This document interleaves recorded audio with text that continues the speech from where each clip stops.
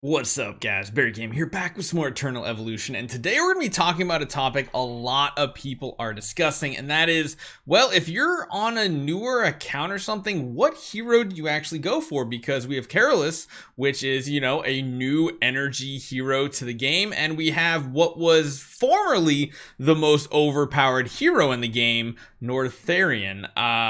Still extremely strong if you are in a very early game account.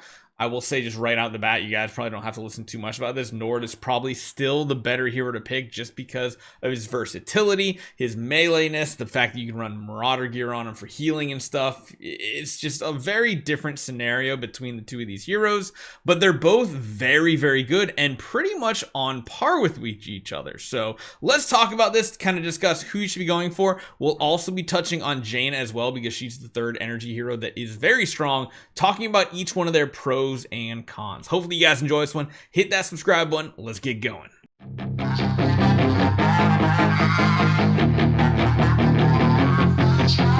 So we're going to jump into our hero list. Like I said, we're going to touch on all three of these energy heroes, but we're mainly focusing on NORD and Kaelorus. Kaelorus. I mess up his name every single time.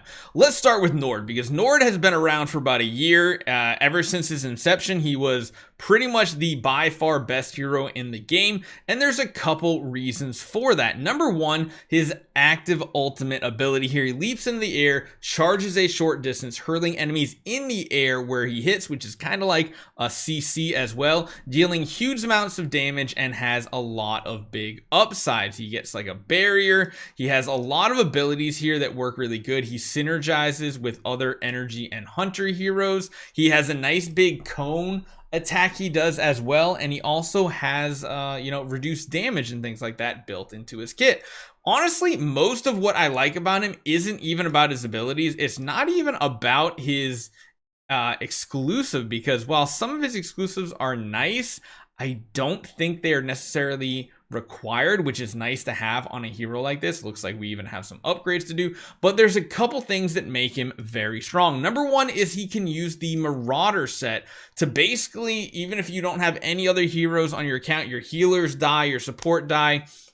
The one big thing is every time he does his ultimate ability and moves around, he gets that 20% lifesteal, which basically fills him back up on energy every single time. The other thing that makes him very strong is the fact that you can run the commander had dragon here, and the proton shield works for him as well most of the time. I mean, if you look at like the heroes they recommend and stuff, like, it's one thing, but this is cool because anytime you use a displacement skill, which is a movement ability, which his ultimate does, you gain a shield equal to 30% of your max HP, and the next skill deals 60% damage. That's usually pretty good because he does his movement.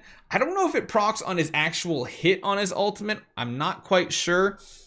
Of course, you don't get the class effect. That's only for Vanguard heroes, but let's be honest, we don't really use Vanguard heroes all that often unless we're required to in special events. But between this 30% shield every single time he uses his ability, and of course, the ability to just heal through his life stealing on his Marauder set, those give insane survivability, which is why if you are a newer player, I still think NORD is the better of the three energy damage dealers. They all do very similar damage. I want to talk about that and get that right out of the gate. All of them do pretty much the same amount of damage. I would say NORD really shines when it comes to very difficult campaign modes, mine modes, and of course Twilight. Twilight is one of the places that even now I still use him on occasion. Granted, assassins are just so much better overall. They can do so many different bosses and enemies, but NORD I think is probably one of the bread and butters if you are trying to prioritize progress in Twilight lands. He can do so many different ways. He does really good damage. And again, it's the difficult game modes that take a ton of survivability to really survive in. That is where NORD really excels. Next up, we of course have to talk about the other banner hero that's here for 3 more days, Kareolis. He is surprisingly a good damage dealer. I was not expecting him to be as strong as he is. No, he doesn't really have displacement abilities that let him do stuff. As far as gear goes, we're basically running him with a surge set, so he has increased AoE damage, but that's important because he has a lot of it. Let's just jump into and talk about his skills, because you might not be as aware of what he can do compared to a lot of people know what NORD can already do. He punishes the enemies with heavenly fire, causing damage equal to a percentage of his attack to all targets in the selected area. So essentially he throws like this giant spear up in the air. It comes crashing down on the targets, creates a shockwave that spreads across the battlefield, the entire battlefield, causing damage equal to 1000% of attack. That's why it's so good. It just hits such a wide range. It is absolutely insane, and it does scale up further. The talent effect on him makes it true damage, which means it's even better. It deals more damage. And then if you do have the exclusive enemies directly hit with the main part of it, they can't activate common skills for 5 seconds. So they even receive more area damage. This is very much similar to what Jaina can do as well. He does have some other cool things. Heavenly Execution is really cool. He does this like straight line attack, which is pretty interesting. Again, it becomes true damage when you have his talent effect. And then if this skill is a critical, it also slightly pushes back the enemy and stuns them, which is honestly a nice little soft bit of CC. It's not a big one, but it is very nice.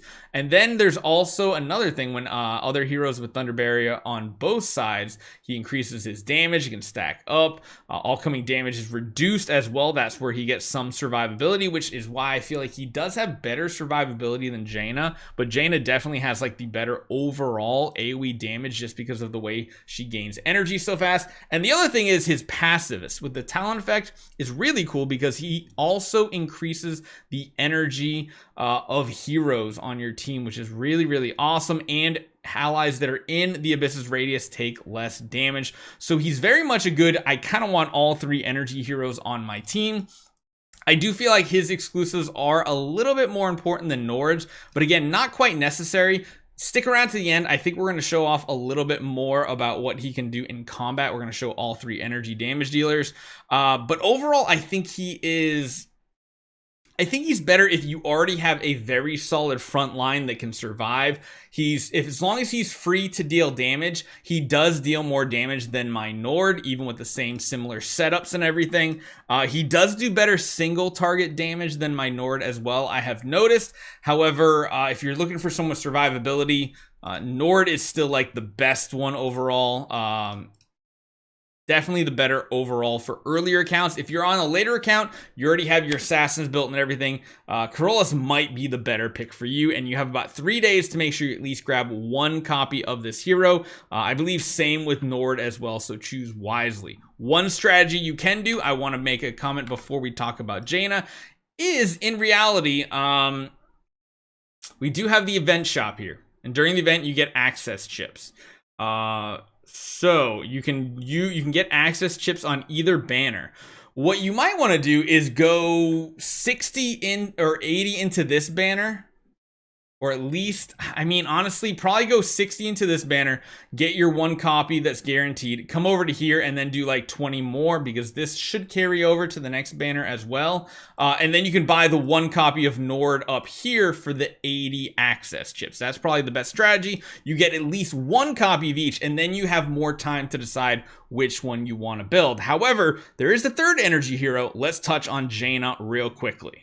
So the last of the 3 big energy damage dealers is Jaina. Now, she does have the highest potential for overall damage, I will say. However, she very much is necessary, in my opinion, to get her to EX30. If you can't EX30 any of these heroes, I would probably say NORD is the best pick overall.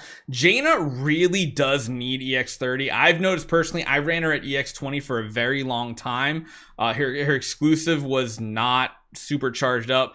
Going up to 30 is big, because what it does is if you hit 3 or more targets, you additionally gain 100 energy, and that really helps a lot when you're pairing her with Purin, the new support from the Ghost in the Shell, or if you're using like Res or something like that to feed energy. Very much the same. I run her in a very similar setup here. Her skills are insane. Her active ability does more damage based on the accuracy, which is why I run her with over 200 accuracy for that very reason, making sure she gets the maximum benefit. The other thing is, a lot of people don't know, it dispels all immunity effects from the enemies, which is a really big deal in certain situations. If you're trying to get an oak before the timer goes down, really important. And then on top of that, she's the best when there's a bunch of small little minions. For every one enemy killed with this skill, she restores an additional 50 energy, which is really, really big. Absolutely amazing. She does, of course, have some other AoE abilities mixed in that do some different things with some CC, stuff like that. Really, most of them aren't that important. This one is nice. After ending the battle, she additionally restores 7 energy per second. And then this is the part right here. When hitting 3 or more targets, you get 100 energy. So like when you hit them all and you kill them all, you get a huge burst of energy, which is why you see a lot of times Jaina just spamming her ultimate skill over and over and over. But she is the squishiest, I'll say, of the 3 energy heroes. You're going to need a special team around her. She really benefits the most, in my opinion, from events. Events are where she shines, whereas NORD shines in campaign and Twilight, and then Kaelorus is kind of like a mixture between all of them. Now, I do want to note, if you do have energy heroes, there are 2 support heroes that you really want to prioritize. Getting a res built up to feed additional energy is absolutely huge. And the other one, if you didn't manage to get a Purin copy, I don't know if you ever will, but the fact that she can feed tons of energy to your energy heroes is absolutely broken. But granted, you can't really do anything about that. Usually collab heroes don't return, so if you miss them, sadly, you're probably out of it. But that is my breakdown of the energy heroes. Hopefully it helps you guys make a better decision for your account, who you should be going for. Leave a comment down below if you guys have any other opinions, suggestions for players. I love having an open conversation about power levels of heroes and what you guys recommend. Make sure you guys hit that subscribe button. I'll see you guys next time.